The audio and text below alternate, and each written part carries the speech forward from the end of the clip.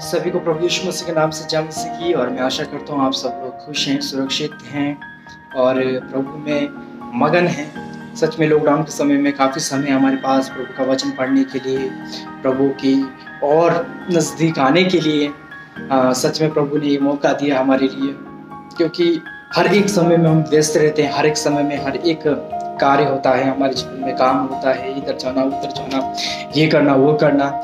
लेकिन इस लॉकडाउन के समय और कोई काम नहीं है, बल्कि हम प्रभु के हज़ूर में बैठ के प्रार्थना करें, दुआ करें और हम मजबूत होते चले जाएं। और मैं आशा करता हूँ आप सब लोग को ये समय बहुत ही आशीषित का समय है और बहुत प्रभु में आगे बढ़ने का समय आपको मिला है। इसलिए आप और हम सब प्रभु का धन्यवाद करें।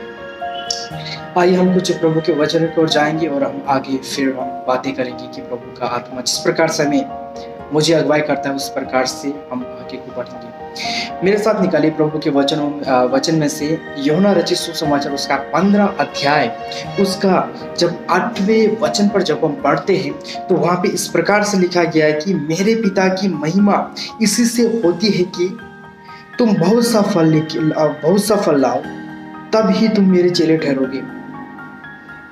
और जब हम 15 अध्याय से जब हम 1 से जब हम आगे पढ़ते हैं कि पेड़ के बारे में बताया है कि किस प्रकार से पेड़ और किस प्रकार से उसकी डालियां होनी चाहिए। और पेड़ है, अगर डाली उससे टूट गई है तो वो कभी भी सही नहीं होती, वो सूख जाती है। उसी प्रकार से प्रभु यीशु मसीह हमें बताना चाहते हैं कि तुम मेरे बिना कुछ नहीं हो, हम परमेश्वर के बिना कुछ नहीं। जिस प्रकार से डाली आदि दाखलता में लगी रहती है तो बहुत सा फल लाती है। अगर डाली दाखलता में बनी नहीं रहती है, वो जब वो वहाँ से उससे दूर हो जाती है या उससे टूट जाती है तो वो क्या हो जाता है कि कभी फल नहीं लेके आती, सूख जाती है और लोग उसे जलाने के लिए इस्तेमाल करते हैं। ऐसी ही कुछ बातें मैं बताना चाहता हूँ कि जो किसान के बारे में, ताकि हमें अच्छी से समझ आ जाए कि किस प्रकार से प्रभु यीशु मसीह हमसे क्या कहना चाहते हैं। फल जो उत्पाद करने वाले जो लोग होते हैं, जब हम पूछते हैं कि आप किस प्रकार से फलों को उत्पन्न करते हैं, किस प्रकार से आप इनकी सेवा करते हैं, तो वो अपने बारे में बताते हैं और कहते हैं कि हमने इतना कष्ट और दुख और मुसीबत परेशानी के बाद हमें ये फल मिला है। तो फल जो पैदा करना, जो फल लाना पेड़ का काम होता है, लेकिन जो चीज फल को चाहिए अगर वो फार्मर नहीं देगा तो फल कभी भी नहीं आएगा। इसमें सबसे मेन रोल होता है किसान का। अगर किसान कार्य ना करें, उसमें सही रीति से उस बगीचे में काम नहीं करे तो फल कभी भी नहीं आ सकता है। फल लाना है, अच्छा फल लाना है, ज्यादा फल लाना है, अच्छा फ्रूट होना है, तो सबसे पहले जो फार्मर है, जो किसान है, उसको उसी प्रकार से उस बगीचे में मेहनत करना है। उसी प्रकार से उसको जो चाहिए, पेड़ की जो आवश्यकता होती है उसको उसी समय पर उसको प्रदान करना चाहिए। जब तक ये नहीं होगा फल कभी भी नहीं आएगा। जब हम देखते हैं एक सेब के पेड़ को होने के लिए कम से कम 1 साल लग जाता है, 8 महीने या 1 साल इतना लग जाता है। पूरा साल किसान मेहनत करता है खेत में, सर्दी हो, गर्मी हो, धूप हो, कुछ भी हो, उसे अपने कार्य को जारी रखना होता है। अगर वो अपने कार्य में अगर फेल हो गया तो उससे ज्यादा उसका और कोई व्यक्ति उससे ज्यादा फल को उत्पन्न कर सकता है। इसलिए अगर फल ज्यादा लेके आना है तो उस जो फार्मर है, जो मालिक है, जो उधर का जो किसान है, उसको ज्यादा कड़ी मेहनत करना होता है और समय समय पर उसको खाद पदार्थ जो भी मल जो होता है वो सब कुछ पेड़ में डालना होता है। पेड़ की सेवा करनी होती है, समय समय पर दवाएं डालनी होती है, उनको देखना होता है जाके कि कहीं कीड़ा तो नहीं लगा है, डालियों को देखना होता है। जब सेब के पेड़ जब छोटे छोटे होते हैं तो उनको अच्छी से देखा जाता है, उसमें स्प्रे किया जाता है ताकि कोई कीड़ा इसमें ना लगे।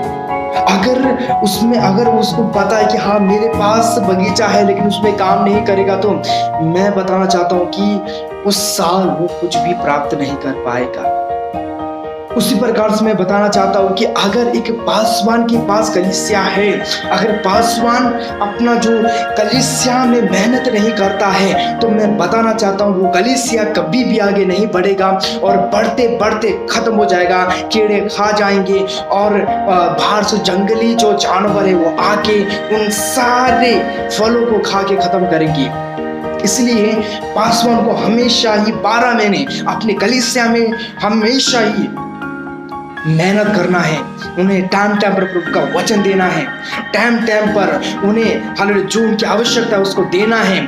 जब नहीं देंगे तो मैं बताना चाहता हूँ कि हमारी जो कलीसियाएं हैं, जो विश्वास बिलीवर्स हैं, वो कभी भी हालेलुया सुकून से नहीं रह पाएंगे, यानी कि कभी भी अपने आप को सुरक्षा प्रदान नहीं करेंगे। क्योंकि प्रभु का वचन कहता है कि शैतान एक शेर के समान अपने मुंह को खोल के बैठा हुआ है कि कब समय मिले और कब काट के कब फाड़ डालें।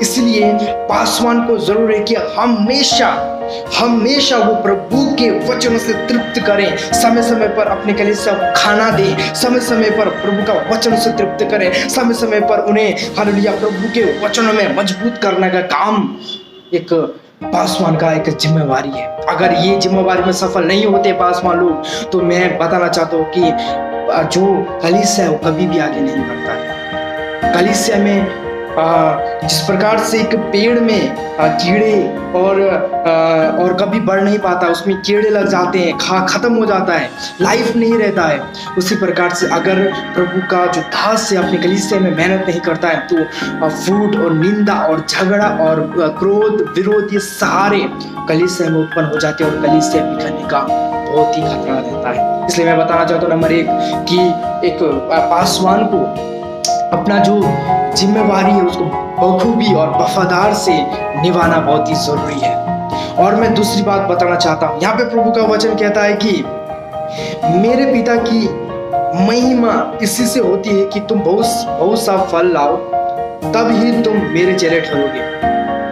मेरे प्रियो, काफी विश्वास से अगर पासवान अगर अपने कलीसिया में मेहनत कर रहा है अच्छी से, लेकिन पेड़ जो है यानी कि विश्वास से जो वो फल को उत्पन्न नहीं कर रहे हैं, तो मेरे प्रियो मैं बताना चाहता हूँ कि जो उस फार्मर है उसको काट के फेंक देगा। मेरे प्रियो, जब सेब का जो पेड़ जब फल देने लगता है, फल देने के बाद पेड़ के जो पत्ते हैं वो धीरे धीरे गिरने लगते हैं। जब अगर कुछ ऐसा होता है कि कुछ पत्ते देर तक नहीं टूटते, तो जो फार्मर होता है वो क्या करते हैं, स्प्रे करते हैं यूरिया का या कुछ ऐसा स्प्रे करते हैं कि वो पत्ता जल्द से जलता है। झड़ जाने के बाद पेड़ ऐसा लगता है जैसा कि इसमें कोई जान ही नहीं है, सारे सूखे पेड़ लगते हैं, लेकिन नहीं है, सूखा नहीं है। वो उस समय वो क्या करते हैं, प्रोनी का समय होता है, उसको काटते हैं, क्योंकि उसने फल दे दिया। उसके बाद उसको क्या करते हैं, काटते हैं। तो यहाँ पे बताया गया कि जब फल देने के बाद जब पेड़ एक सूखा आकार में आ जाता है, उसका जो आकार होता है एकदम सूखा हो जाता है, लेकिन जब हम उसको जब खोजते हैं तो एकदम हरा रहता है। हम कभी कभी जब पहला जो कोई व्यक्ति होता है वो सोचता है कि सारा सूखे हुए पेड़ है, लेकिन ऐसा कुछ नहीं होता। तो अगर पासवान अपना कलीसिया में अच्छी से सब कुछ दे रहा है, सब कुछ अच्छी से प्रदान कर रहा है, लेकिन अगर फल नहीं लेके आ रहा है, तो हालेलुया, अगर बाग में अगर फार्मर अपना अच्छा बखूबी अपना ड्यूटी निभा रहा है, अगर फिर भी फल नहीं आए, तो आप जानते हैं वो फार्मर क्या करता है, आरी लेता है और उस पेड़ को काटना स्टार्ट करता है। अगर विश्वासी लोग अगर अपने फल को नहीं लेके आ रहे हैं, तो मेरे प्रियो कोई भी फायदा नहीं है एक पासवान को कि वो कलीसिया में कार्य करें। मेरे प्रियो, हर एक वो जन इसलिए वो कार्य करता है कि उससे कुछ प्राप्त हो। मेरे प्रियो, अगर आप जॉब भी कर रहे हैं, आप ऐसा फ्री में जॉब नहीं कर रहे, इसलिए जॉब कर रहे हैं क्योंकि आपको सैलरी मिल रहा है। आमीन। फार्मर इसलिए काम कर रहा है कि उसे उस चीज से कुछ मिल रहा है। अगर बाग में जो काम करने वाला इसीलिए काम कर रहा है क्योंकि उससे कुछ मिले, इसलिए मेरे प्रिय कलीसिया में पासवान भी कार्य कर रहा है कि बहुत सारी रूहें जो नाश हो रहा है वो बच जाए। अगर हम प्रभु के वचनों को सुन रहे, खा खा के तृप्त हो गए, मोटे हो गए, एकदम हट्टे कट्टे हो गए, अगर हम फल नहीं ला रहे तो मेरे प्रियो पासवान तो कुछ नहीं करेगा, लेकिन प्रभु हमें काट के अलग कर देगा। फिर हम वो कुछ नहीं कह सकते परमेश्वर के आगे। परमेश्वर किसी का पक्षपात नहीं करता। इसलिए मेरे प्रियो, अगर हम चाहते हैं कि परमेश्वर की महिमा हमारे जीवन से हो, तो हमारा काम होना है कि हम बहुत साफ उन रूहों को लेके आए जो नाश हो जा रहे हैं। हम उन आत्माओं को बचाएं जो अंधकार में जा रहे हैं। क्या हम सच में चाहते हैं कि परमेश्वर की आत्मा, परमेश्वर खुश हो या परमेश्वर की महिमा प्रकट हो, तो हम बहुत सा फल लेके आए। मेरे प्रियो, एक बहुत अच्छी बात मैंने बताई थी पिछले समय में, पीछे मैंने बताई थी कि जब पेड़ फल देने लगता है, जब फल देने के बाद जब सीजन खत्म हो जाता है तो उसमें कटिंग किया जाता है। अगर कटिंग नहीं करेंगे अगले साल फल नहीं लेके आएगा। फल तो लाएगा लेकिन उतना फल नहीं लेके आएगा। क्यों? क्योंकि उसकी डालियां इतनी होगी। इसलिए मेरे प्रिय, मैं बताना चाहता हूं, अगर हम फल लेके आते हैं तो घमंड हमारे जीवन में ना हो, हम नीवा हो जाएं, हम कट जाएं, हम घट जाएं। ये है प्रभु का वचन, ताकि हम अगले साल और ज्यादा फल को लेके आए। हालेलुया। इसलिए हम कभी कभी विश्वासी लोग बोलते हैं कलीसिया में, मैंने इतने विश्वासी को लेके आया है, मैंने इतने विश्वासी को लेके आया है। हम नम्र हो जाएं। मेरे प्रियो, अगर पेड़ बोले कि मैंने इस साल फल दे दिया है, मुझे नहीं काटो, तो मेरे प्रियो अगले साल उतना फल नहीं लेके आएगा। फिर किसान लोग क्या करते हैं, उसको काटते हैं, जितना फालतू उसमें जो टहनियां होती है उसको काटते हैं। काटने के बाद उसमें मलम हालेलुया कुछ ऐसा चीज लगाते हैं जिससे पानी अंदर ना घुसे।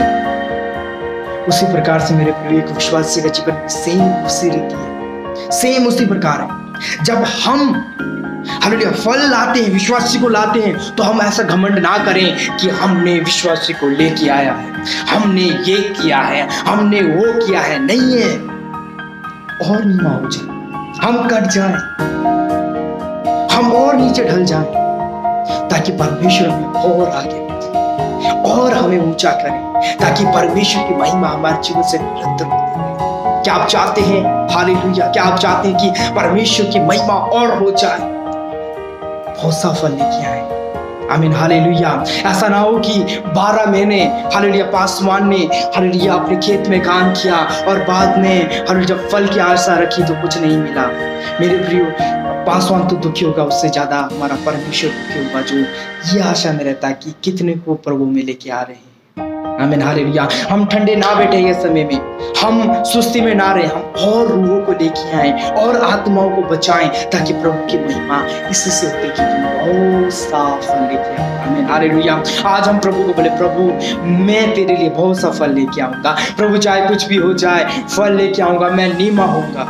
इसलिए मेरे प्रियो, हमारे पासवान हमेशा ही अपने हालेलुया बाग या अपने कलीसिया की रखवाली करें। दूसरी बात, हमेशा ही हालेलुया जो विश्वासी लोग हैं वो फल को लेके आए, इसी से परमेश्वर की महिमा होती है।